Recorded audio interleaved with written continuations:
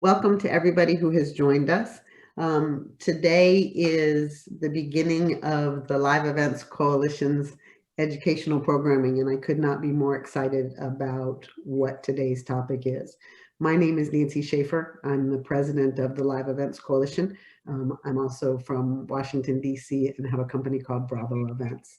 And it is my great honor to welcome to this Lynn Stout, who is not only a DC Events Coalition board member with me, but also on the board of the National Live Events Coalition, and Melville LaJoy Jones, who as well is a member of the National Live Events Coalition board.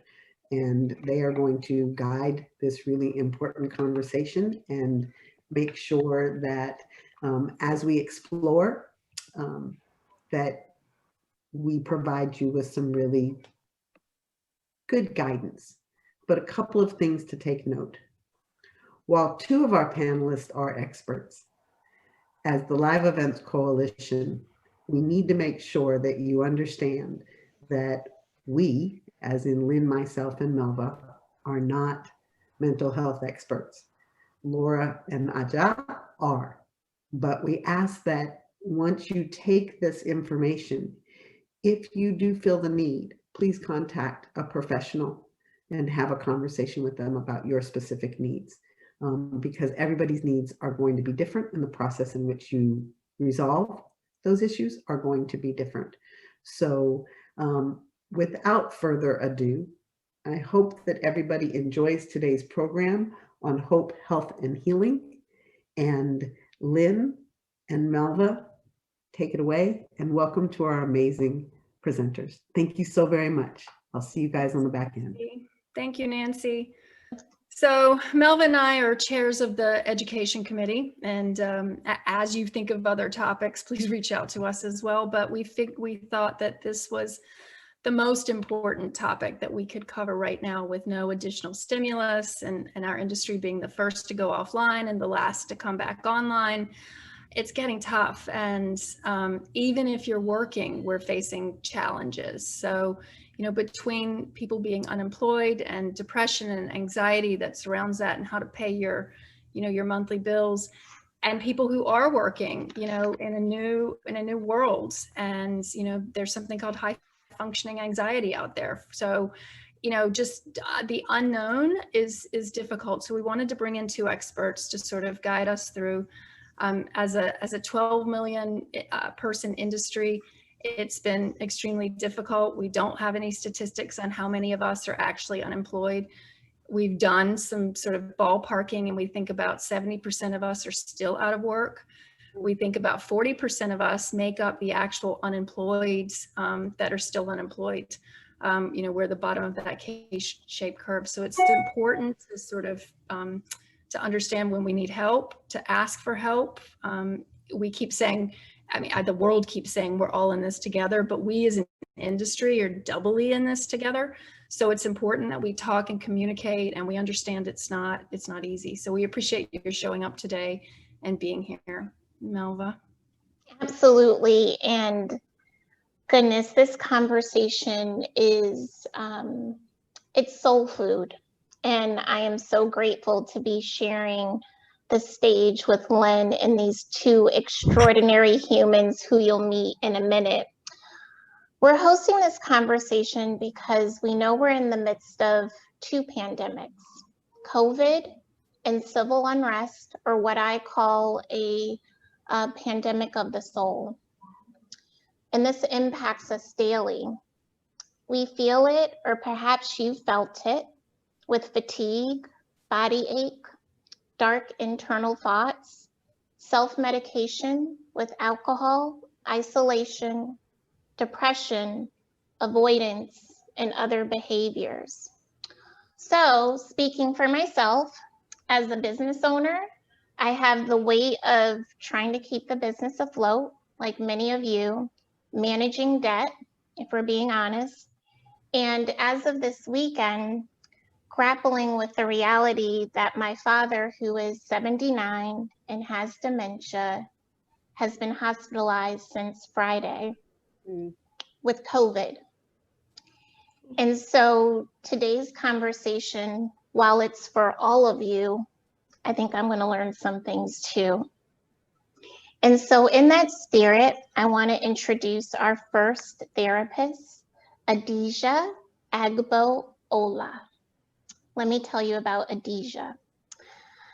Adijat's goal is to enhance lives by helping people navigate through the healing process, as well as adopt coping mechanisms to effectively handle our challenges in life.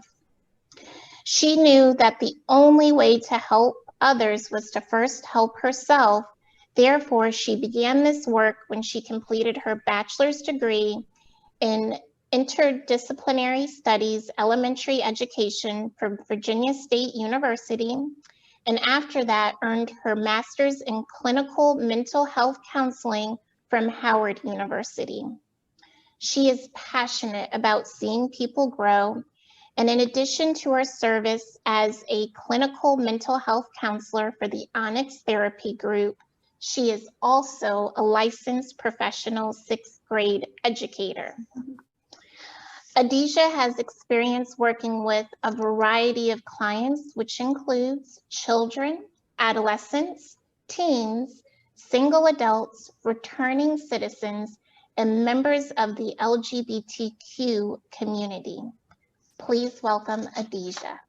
And I'll allow Lynn to introduce our next therapist. And Laura Tracy joins us as well, who is a renowned psychotherapist based in Washington, D.C. She's got more degrees than I can ever count, but she originally went to Queens College in New York, and then she had the trifecta of universities in Washington. I believe she went to Georgetown, American and Catholic, so she has a arrangement of degrees. Her concentration is clinical and individual psychotherapy. She's worked in the University of Maryland Mental Health Unit. She's been on the faculty at American University. She's currently in private practice at the Center for Progressive Development. She specializes in psychodynamic psychotherapy, which she can explain to us, PTSD, and most currently has been working with the DC Department of Mental Health during this crisis, during the pandemic, treating essential workers. So we're so honored and pleased to have you both with us today. Thank you, and I'm honored to be here, and thank you for that lovely introduction. Yeah. Before we get started with our conversation, we wanted to share some norms or our approach to today's webinar, some of which you've heard from Nancy, but for everyone to have the same understanding moving forward, here are 4 things we want you to keep in mind. First, today is intended to be a starting point for your personal mental health journey. However, we encourage you to find additional resources in your local area to ensure you get the dedicated support you may need. Second, we are so thankful for your vulnerability amid this struggle. Today's questions are influenced by what we heard from you as dominant themes and areas of interest from our member survey sent out a few weeks ago. We do have some time constraints, so if we don't get to your question, we know you'll understand, and know that you'll get contact information from both of our professionals at the end of the webinar. Third, we ask that if you choose to comment in the chat, and we welcome that, we want to hear from you, but please do so with kindness and stay away from negative commentary. Our intention is to moderate a healthy dialogue that hopefully will uplift us all. And with that, I'm going to leave it to Lynn to kick us off with the first question. Great. Well, I think there's so much we can explore, and you know, we really wanted this conversation to start with the basics, and please give us feedback in the chat if you want to know more or less. But I really also wanted to sort of script this to give people an insight if they'd never had therapy before. Many of you are pros at it, and many have never been. So it's a little bit daunting how to find a therapist, what to expect the first time. So we're going to dig into some of those questions. But Laura, the first question I'd like to ask you is, what are the signs you need help? What are the signs that someone should be reaching out to a mental health therapist? Well, particularly right now, in general, but with much more intensity, you wake up in the morning and you just don't want to do this life. You just don't want to. You're totally hopeless. And energy is very low and fatigue is very high, and isolation, the desire to cocoon and not be with people, not interact, very, very strong. All the usual pleasures are missing. If you like to have a good meal, you no longer do. You find you can't interact with pleasure and joy, even if you have children, with your children or your spouse. Everything is ramped up 1,000-fold with COVID. So you may be really suffering, and you don't have to suffer alone, because therapy actually does work. Are there signs that, even if you don't, it's kind of like hunger, right? Sometimes you don't know you're hungry, but when you eat, you feel better. Are there invisible signs that may sort of intuitively kind of guide you to say, oh gosh, maybe therapy would help me? I'm not sure what you mean by invisible signs. The first thing to do is say to yourself, I can be helped. There is help. The second thing is, and this is tough always, to find a therapist with whom you feel compatible, which means there's an emotional and an intellectual connection. So when you talk, you know that she or he is actually listening and is actually engaged with you. Because all the solutions to what's going on now take time and change, in COVID's case, but also come from inside. You're the one who's going to be creating all these solutions with the guidance. And that's, I think, what it is right now, the guidance of a therapist who can see you a little more in the whole, in the context of your whole life, as opposed to, I have no money and I'm in debt, which is horrible. And what are you going to do about it? How are you going to cope with that? Well, and let me pick up on something you said, Laura and Adijat. This question is for you. So I love this thought. Like, let's start off with the premise that I can get help, right? Mm-hmm. But we also know, Adijat, that many of our industry colleagues are unemployed or underemployed. And so if someone's listening today and their financial resources are less than desirable, or they don't have insurance, how can they get the mental support that they need? That's a wonderful question. There are several different organizations that are actually assisting with the costs associated with therapy. Taraji P. Henson has a foundation that she founded because her father had a lot of mental health issues and he wasn't able to get the help he needs. So I can put that website in the chat for a corporation that's actually providing assistance to individuals who may not be able to utilize insurance practices. It's called the Boris Henson Foundation. There's also Still Founding. That's a mental health aid service for counseling services as well. And they actually are providing a connection with a therapist of your choice and are providing the aid financially for therapy. So there are some jobs as well that has an EAP program, and that extends sometimes outside of being employed with the company. So once your employment is no longer continuing, sometimes the EAP program has a 6-month window in which it will still cover you for counseling services. So I will definitely put those organizations in the chat if you would like to use them to reach out for therapy. Well, and I love that. And I'm going to ask a follow-up. So hold on the chat.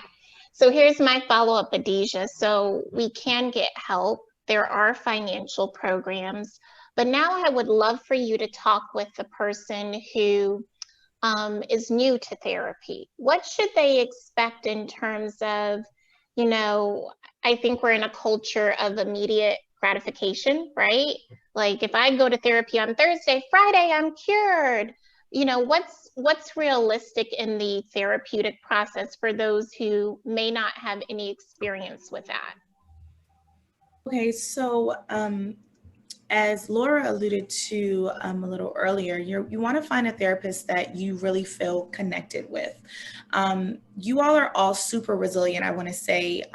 Even as therapists, clinicians, we constantly refer people to self-care. And a lot of people use self-care in the live events industry. We look to your industry to provide relief. So you all are super resilient, and you actually in your industry create unforgettable experiences, right? So you all are the people who have this unknown and you figure these problems out and you create these unforgettable experiences. Therapy is pretty similar in that you select a clinician to embark on a journey and experience with for discovery, and you're still in the driver's seat. That therapist actually will assist you in navigating through whatever traumas you may want to explore, but you're the driver of that. So if you've never been to therapy, it looks different depending on the therapist that you select, right? Because like each therapist, just like in your industry, there is different facets of the industry. Each therapist has a different theoretical orientation, as we say.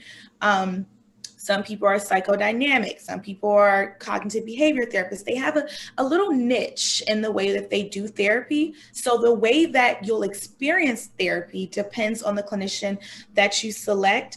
But from any counselor, you can expect congruence, which is realness, right? We're going to be real with you. So your therapist is going to keep it all the way real.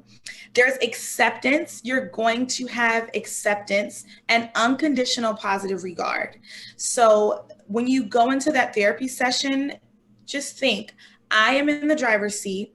I'm here and I'm going to experience this acceptance. I'm going to experience congruence or realness, and I'm going to have positive regard for someone who's helping me navigate through the issues that I bring to the table and I want to navigate. So you have power and you're resilient, and you're going to be the drivers of your therapy.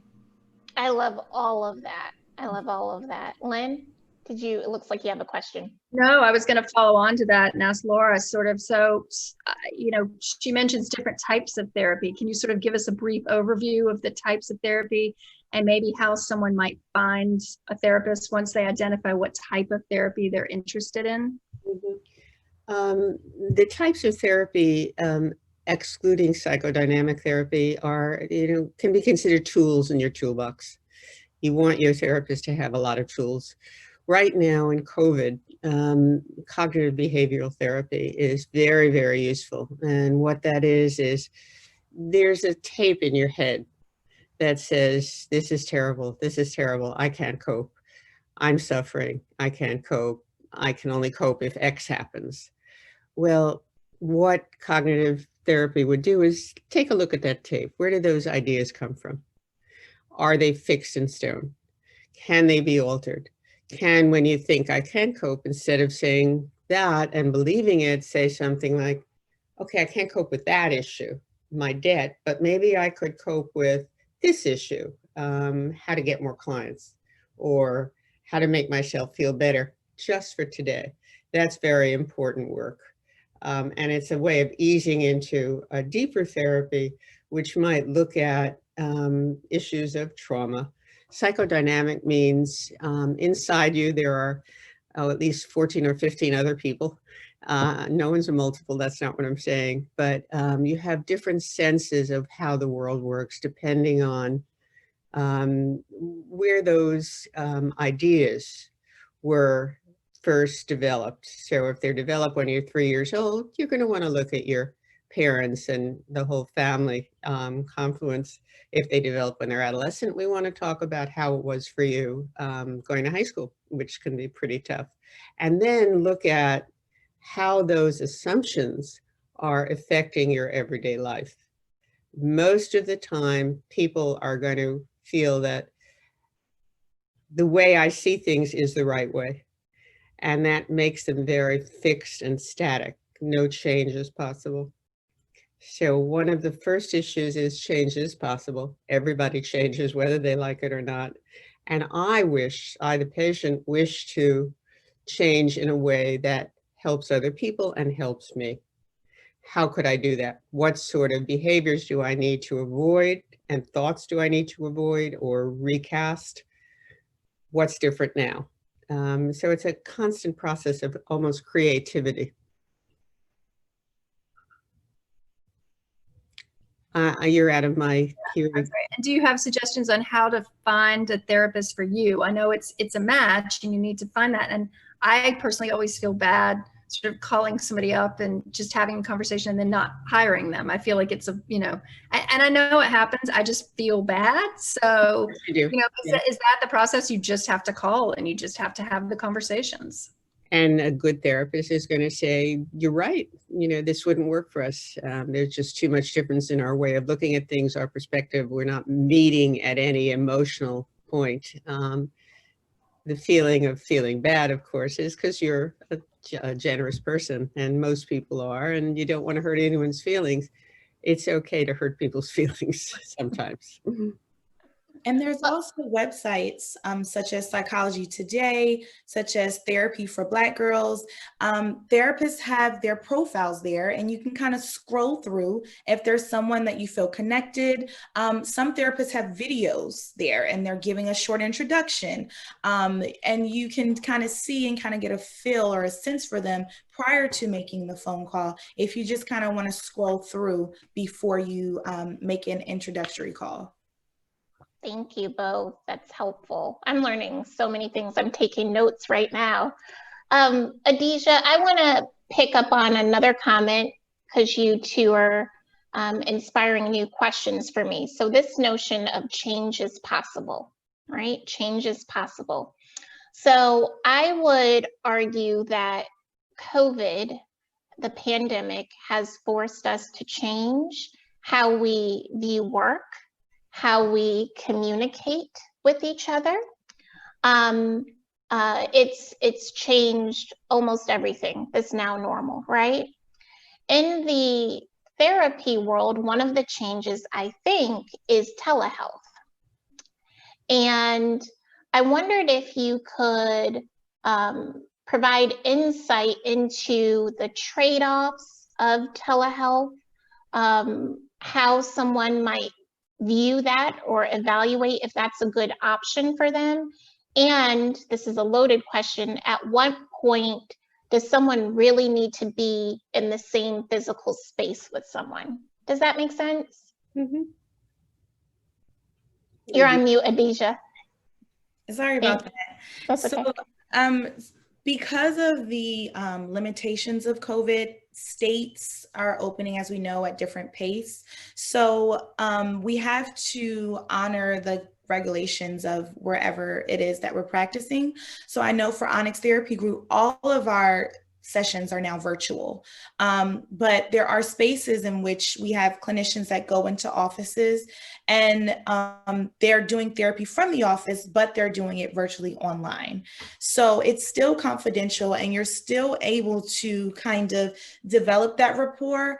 When you're in person though, a therapist can see you from head to toe, right? So if you have been, let's say you've gained weight because you are using food as a substitute for kind of delving into what you're feeling. If I'm viewing you on the screen as you're seeing me, you can kind of see the neck up, right? So as a therapist, I may not ask probing questions, particularly about that. Whereas in person, I would be able to assess that there may be some excessive eating going on and kind of delve into that further. So there are some implications of virtual therapy, but because of the constraint that we're under now, that's something that we're kind of leaning into more.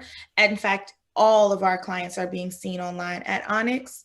I think that someone would need to definitely go to an inpatient therapeutic setting if they're experiencing a major crisis or some suicidal ideations, things that are extreme in which they may need some monitoring on a 24-hour basis.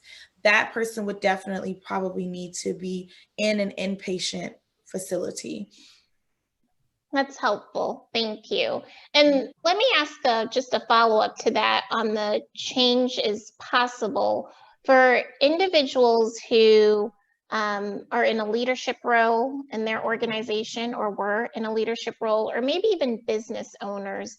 Is there any suggestions that you have about the changes they should make within their work culture to encourage mental health, to encourage self-care? So, you know, I think sometimes we prioritize or glorify burning the midnight oil or things of that nature, right? So what are some things that business owners, leaders can do to model self-care? So oftentimes business owners definitely, because there's so much of a responsibility there and a workload there for business owners, it seems as if work provides this sense of purpose, a sense of fulfillment. So there may be a gap that the business owner, he or she may be experiencing themselves. So again, self-care, starting with you first as a business owner, is the best way to lead your team. Physical activities, social groups, support groups, online coping groups, things of that sort. Reading, starting a reading book club with your employees. That's a different way to embark on self-care as a business owner. So you're receiving service from those type of activities and you're incorporating into the culture of your workspace. Another thing, there's a power dynamic there as well, being a business owner, right? So if you're creating this environment and this space to where self-care is really prioritized, I guess conceptualizing that some of the people who may be working with you or partnering with you may need to step away a bit, right, from some of their work-related responsibilities. And if that's really going to be a value at the company, then kind of allotting time periods where people can work on themselves, take care of themselves, get some R&R there to kind of rejuvenate themselves. Having that as a priority and building that into the work calendar is another way that business owners can kind of create this culture of self-care and put people's mental health in the forefront. Thank you. Thank you.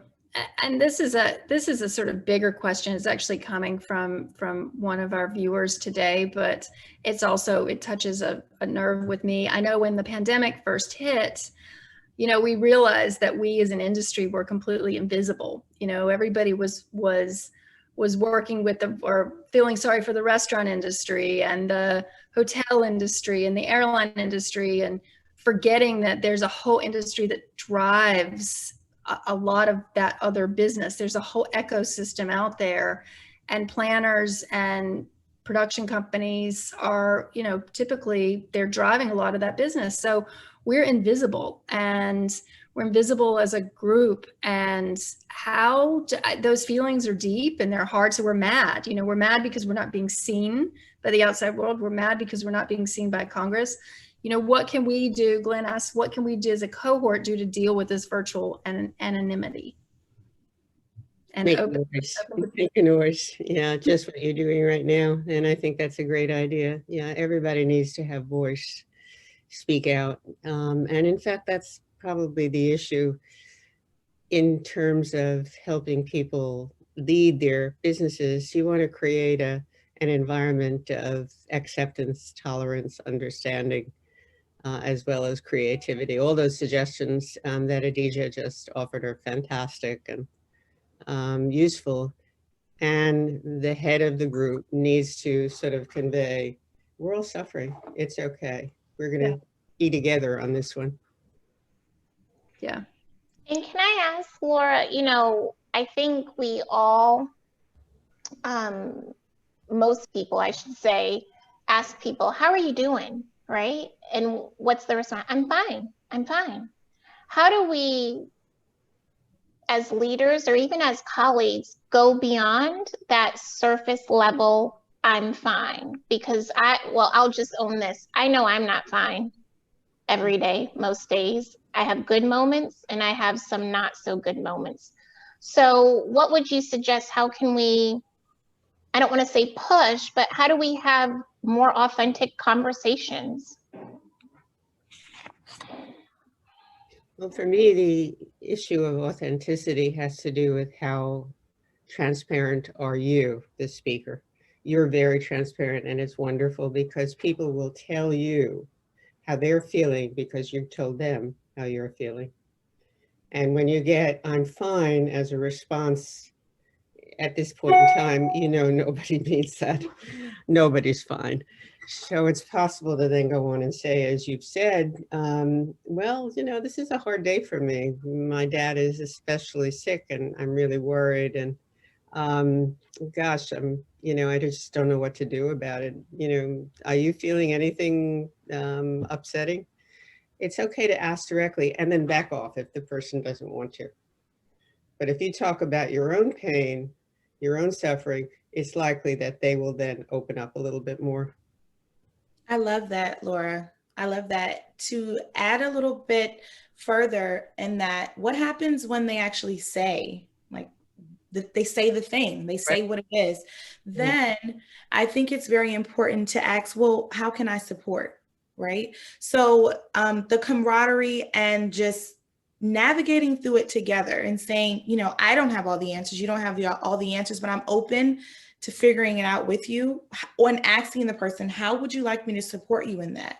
I think that builds a rapport in your organization as well, because there's not this isolation, right? Quarantine, I mean, everything is exasperated and we're all by ourselves in these silos.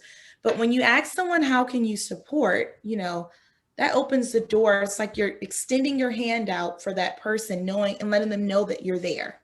Yeah, I totally agree with that.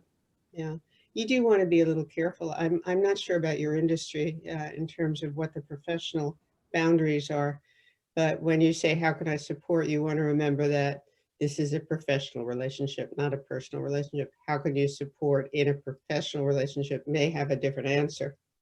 How can I support the personal relationship? So you need to be clear about what you will do and what you really shouldn't do. That would be invasive or boundary crossing.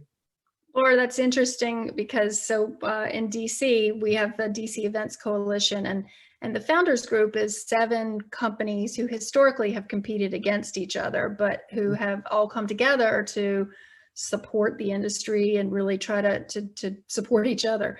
But you know, one of the you know, when you ask somebody how they're doing, when you ask in a group, you get a very different answer than when you ask one-on-one. So breaking out of that group for me is super helpful, and making sure to take it offline a little bit so that you can have a more real conversation, I think, is important. Oh, I totally agree. Personal connection. And that's what's so hard about the online and in COVID. I'm doing all my patient hours virtually as well. And the difference has been, I can't feel your energy and I miss it so much. And you can't feel mine. But we learn how to cope with that and how to maximize the most of what we can do, as opposed to feel that we can't because it's changed. It's changed. What do we do about that? I want to go to our question and answer here, since we were talking about therapies earlier. And thank you, Elizabeth, for the question. Maybe Laura, you can speak to this, but it's asking, do you think the creative art therapies are truly effective, drama therapy, expressive art therapy, etc.? So if Laura, you could start, and maybe Adijat, if you have something to add, we'd love to hear your opinion on that. I wish I could be more communicative about that, but I really haven't participated in art therapy or expressive therapy. I think the general rule, though, is Anytime you're there, really interested, really wanting to learn, and the therapist is there with you, really wanting to help, you've got it made. Doesn't matter the format. Mhm. I agree. Therapy is very personal, right? So like in a school setting, right? We have children, let's say they're in first, second, third grade. They love to do what? Play, play, play, play. So there's play therapy where the therapist comes and they play and do a lot of different play type of activities with the children, and the children are sharing, they're opening up, they're able to kind of work through their issues through play. But that's something that the child is very, very much interested in. So the expressive therapies, those modalities really, really work. I've seen a lot of work when people are drawn to the modality that they like and they identify, and they like it's personal for them. So I've had a few people with Onyx that were classically trained ballerinas, right? They love to dance, right? So there's a dance therapist there who works and navigates through the modality of dance. So I think that expressive therapies definitely can be useful, especially if you're really involved in those different fields. But also if you are a person that has kind of a bit of pushback when it comes to just sitting there and just talking. Right. So if you kind of like to multitask, do something else while you're talking and expressing yourself, you may decide, well, I don't draw, but hey, I don't want to sit there and just talk to you for an hour, right? So then maybe you might want to see an art therapist. You may have an interest in doing something outside of just traditional talk therapy. That's something that you can explore.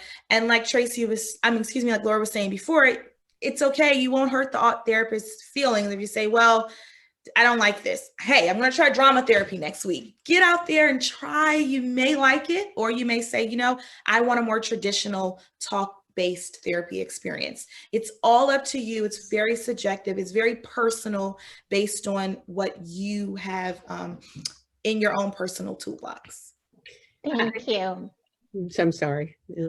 I was just thinking that absolutely everything you said. What do we mean by change? What change are we looking for if we are thinking of seeking therapy? It's really a transformation of one's perspective on one's own life. And the way to accomplish that is to get an overview of one's own life, to sort of look more carefully at different events in one's life, and to trust that you can do this with a person and a place who has been through it. That kind of helps a lot. You want someone who's experienced and says to you, I know this can happen because I've done it. Right. This question is to you both, but maybe Adijat, you can start. Are you seeing any new types of behaviors or clients because of COVID? Are you seeing anything new in your practice? You're on mute. I'm muted again. I'm sorry about that. So since COVID has started, I think that our clientele has been pretty continual from what we were seeing pre-COVID. Anxiety, depression, anger, loss, grief, substance abuse. But things are exacerbated. Things are more intense, as Laura said, now because of COVID. So that has been what I've noticed. I think that there's just been this sort of influx of emotion and a lot of things that maybe were kind of right under there, bubbling under the surface before. Now there's this exasperation because COVID has just kind of shined a light on a lot of areas that, because we're working and we're moving so fast in this country, sometimes there's not a lot of time to deal with matters of the heart oftentimes, because there's so many other things that fill our buckets, but things have slowed down so much that we're able to see a vivid picture of a lot of things now. So I see that people are more readily able to, or they have a desire to share more now, because what was happening before, now it's right in my face. I don't have anything else to do except to think about what's actually going on.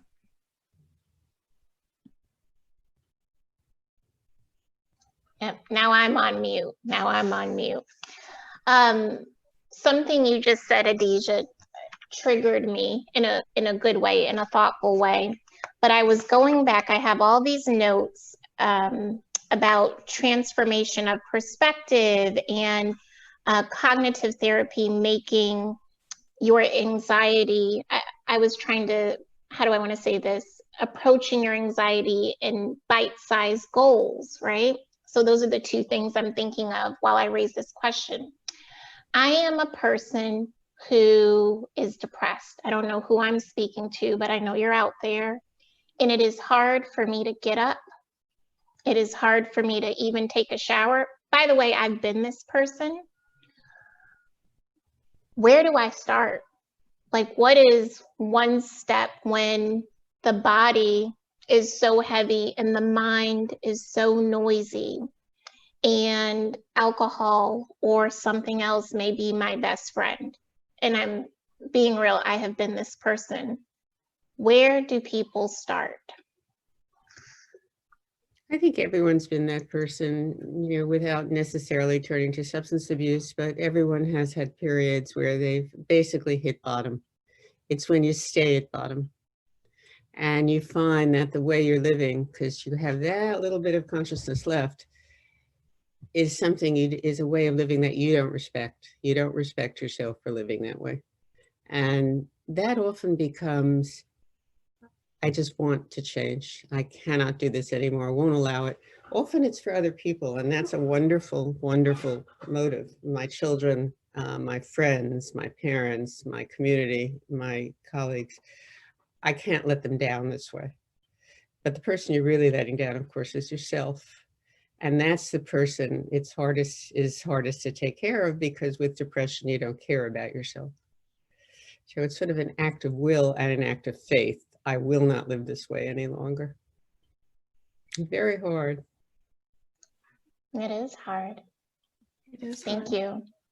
Are there ways to reframe this, you know, so that we change our perspective on it and turn it into a positive in some way?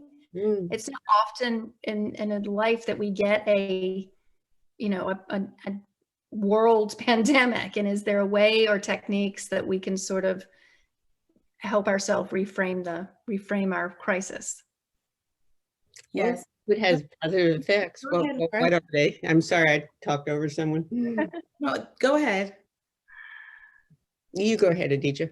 Okay. So I think that in this time of a pandemic, we, like you said, we can try to rechange and shape our thinking, and that we have an opportunity to lean in, right?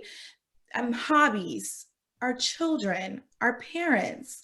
Melva shared earlier about her father. Like, if the world was up and running, would she or would she not have as much time to be that caretaker for her parents? Would you have time to, say, hey, my parents live 3 hours away. I'm going to go and just be there with them until I find something. I'm going to apply online. You can use this time to do things that are meaningful for you.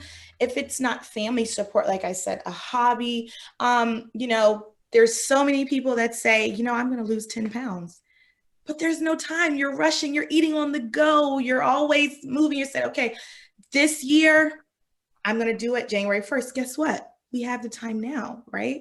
So like you said, we don't always have a global pandemic, and positively framing that, we can lean into things that, we've really been meaning to, we've been wanting to lean in. Cleaning tasks. I mean, there's a plethora of things that we could do to kind of fill the time in a meaningful way. I certainly agree with that. The only thing I would add here is positive means you like yourself and you respect yourself. And right now in COVID, I think there is nothing more important than actually showing up. Woody Allen said 90% of depression is not wanting to go, but 10% when you show up, you're much better. And it's true. If you force yourself into action for other people, generally, you're going to feel better and you're going to like yourself more, and the depression's going to lift a bit. in the chat, I wanted to raise Elizabeth. So she's saying that that's why she's in Chicago now, to be with family. That's leading right to what Laura just said, pushing herself out there. Say, you know what, packing a bag, I'm going to Chicago, I'm going to be with my family, right? And by her taking that step, I'm sure with this, she put an exclamation point there. So I'm sensing some excitement because she took that step, like you were just saying, Laura. You know, I'm a grandmother, and my granddaughter lives in Vancouver, so I only get to see her virtually. But I have thought, gee, I wish I had, and I say this in quotes, the opportunity to have this happen when my kids were little. So I would have been forced to pay attention as opposed to trying to do 25 different things and raise children as a subsidiary. Here, you actually get to concentrate. I'm sure all the parents in the audience right now with young children are saying, oh, you don't know what it's like. It is an opportunity. I agree. I guess I know that we've been on this topic for a while, but to be transparent, just as Laura was saying, my son, his name is Sire, and he is 18 months. Oh, congratulations. Thank you. I'm a counselor, but I'm also a teacher. So there was this guilt, right? Like I'm going to the classroom every day. I'm teaching other people's children, but what about Sire? So now I can do both, right? I can make picture cards. What is this word, Sire? What is this word? You know, I can really pour into him because I have a little bit more time. So yes, I agree with you. It was the experience interesting I had when I became a grandparent, because for me, at least, I think many grandparents, what you're doing is being with the child. That's all you're doing. When you're a parent, you're working, you're running a house, you're worrying about your relationships, et cetera, and you're a parent. So the concentration is so important for both you and the child. Well, let me ask this on the, sorry, I was looking at the chat, and I do want to say, Susan, I see your message. I'll put my email address in the chat, and if ever you want to have a virtual coffee and listen to my very random stories and I hear yours, let's share space together because I see your message. Going back to you, wonderful ladies, I wanted to ask the question, since we were on this thread about resources and shifting in more of a positive direction, do either of you have any books you would suggest? Is there something that for people like myself or others who enjoy reading or maybe journaling, is there anything that comes to mind that you would offer as we continue on our wellness journey? Or self-help in general. You know, I think books are great, but for non-readers, like what else can we do? For non-readers, I think TV is remarkable, truly. I've been watching more TV in terms of streaming, and some of the people who put those podcasts together or streamings together are so talented about what's happening right now and how can we cope. And they try and keep it positive.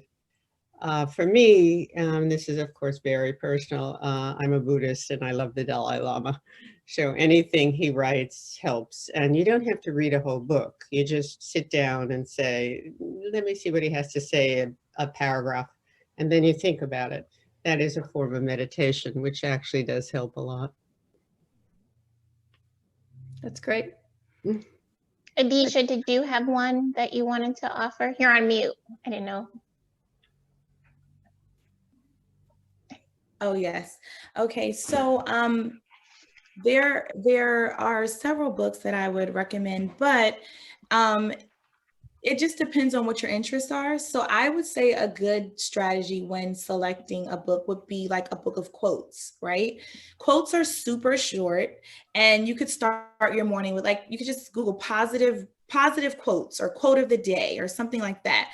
And there's really nice books, or even looking online each day, finding a quote and starting a handy dandy journal, right?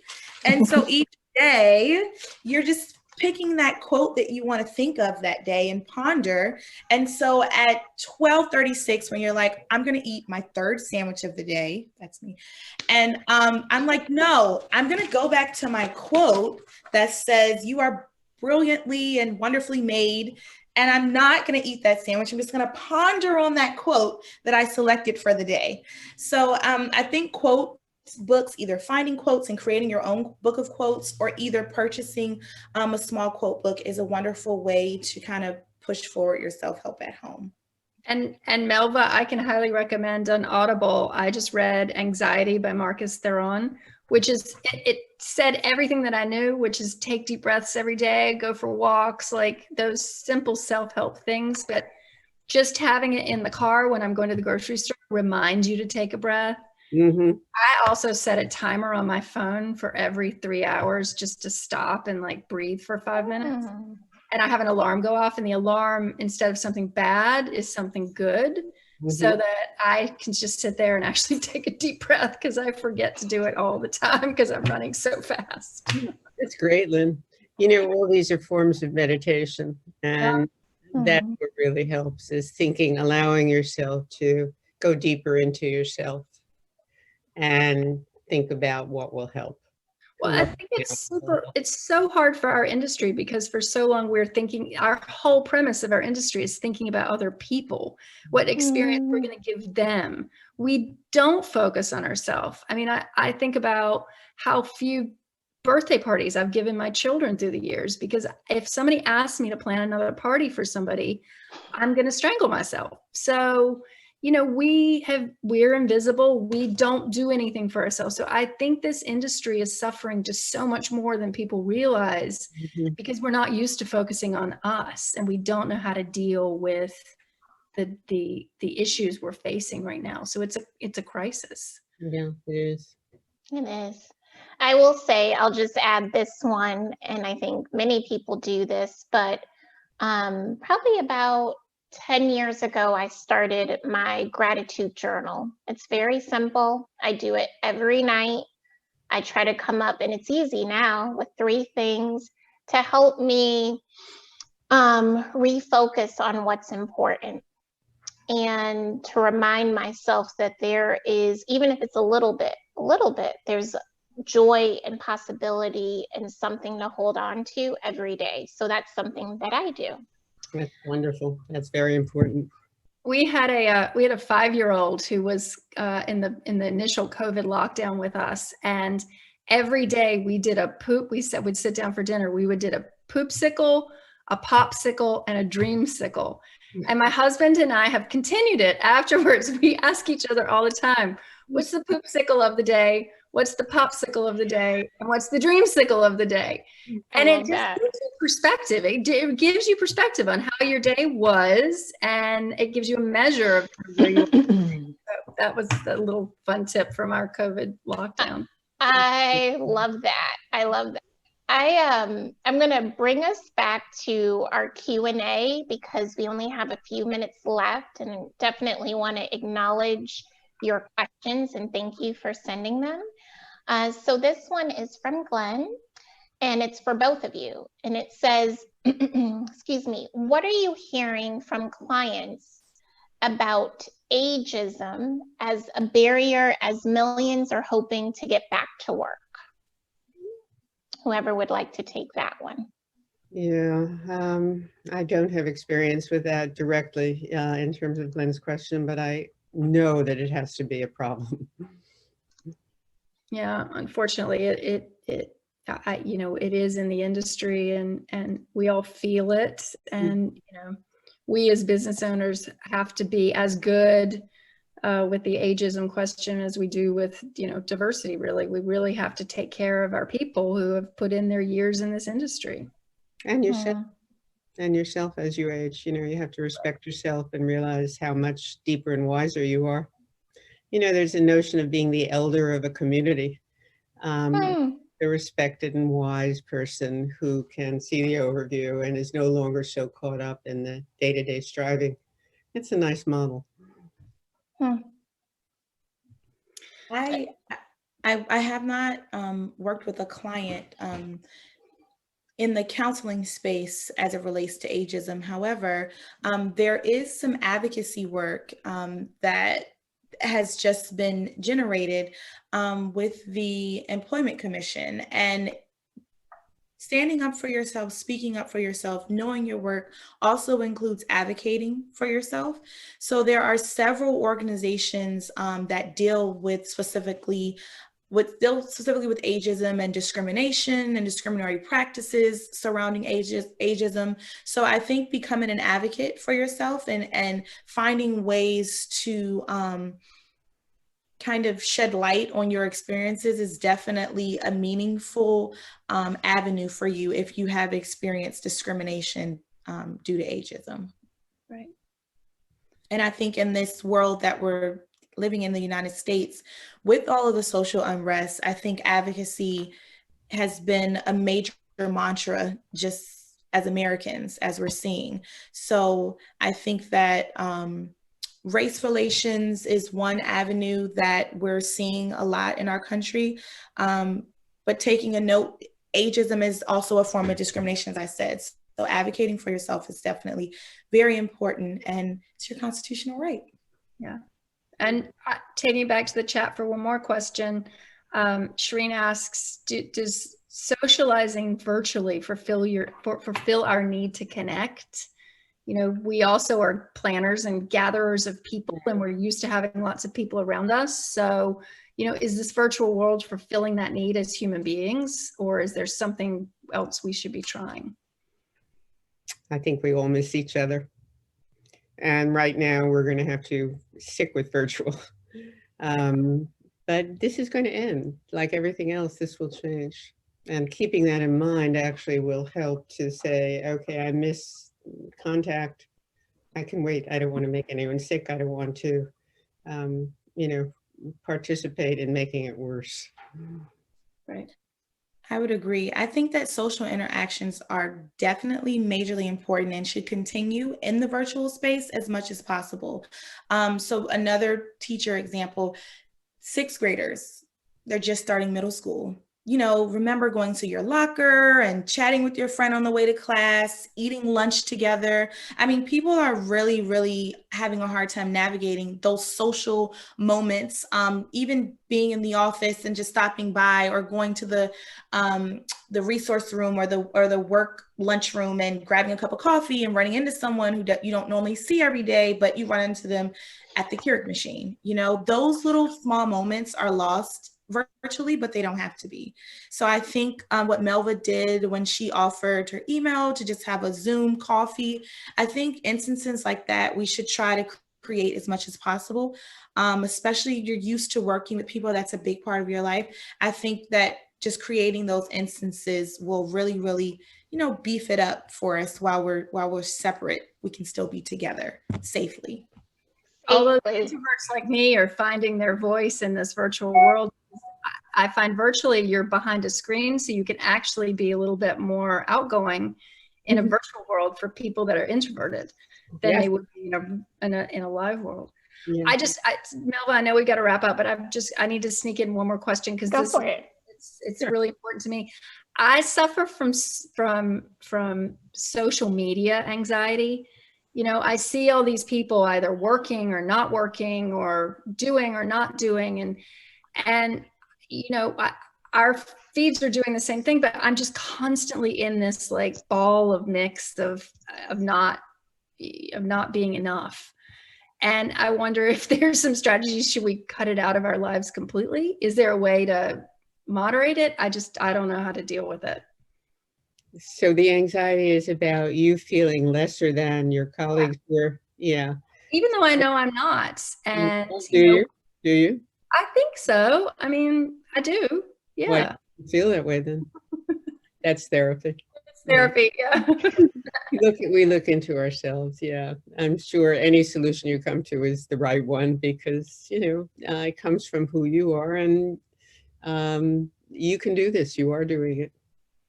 But Adijat, you take it away. You're on mute, Adijat. I think you said it all, Laura. I really do. I think you said it all. Thank you, guys. Yeah. Well, I'm going to ask this, I think, which will be the last question, because we've enjoyed talking with you for the past hour. I have found this tremendously helpful, but it is possible that we missed something, right? And so we call this a conversation of hope and healing. And so I would just ask if each of you would leave us with a final thought, something to take back with us for our own personal reflection as we continue on our wellness journey. Whoever wants to start. That's a tough one. And I'll start. I think for all of us who have been here for the hour, and I can speak for myself only, but I feel better. I feel better because we have connected and we've been open with each other in a genuinely thoughtful and introspective way. And I think that's what we get from social connection, whether it's virtual or in person. So you want to think about that kind of connection.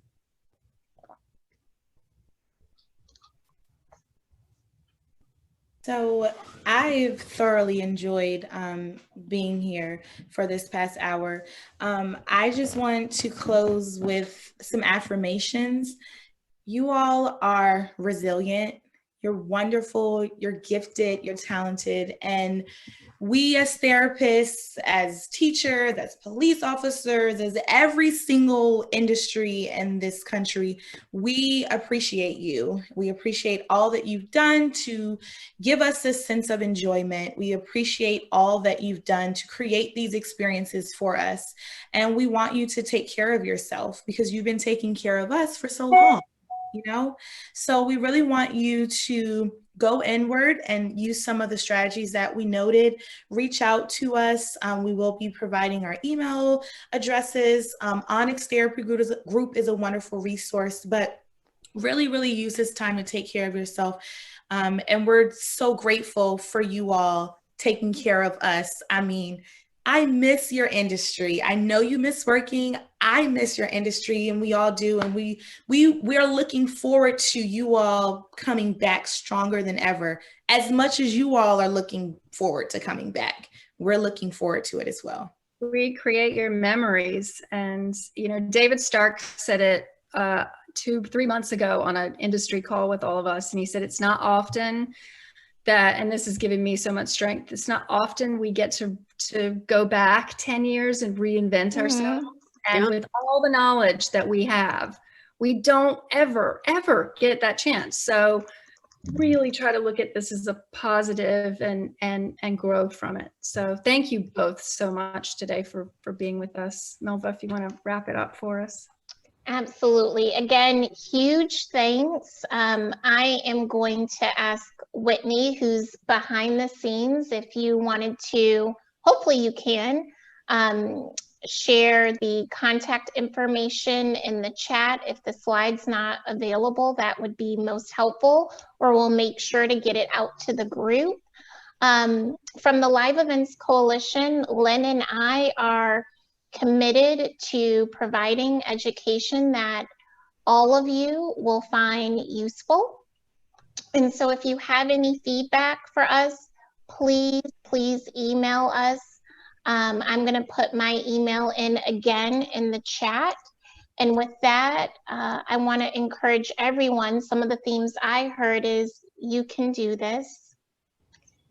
Continue with your self-care or start your self-care.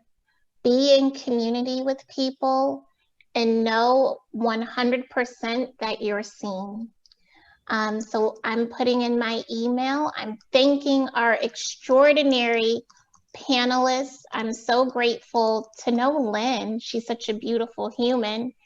And I'm going to stop the recording and wish everyone a wonderful afternoon. Adijat, you can put your email in the chat too, so people can pick it up. I just put Laura's in there as well. Will do.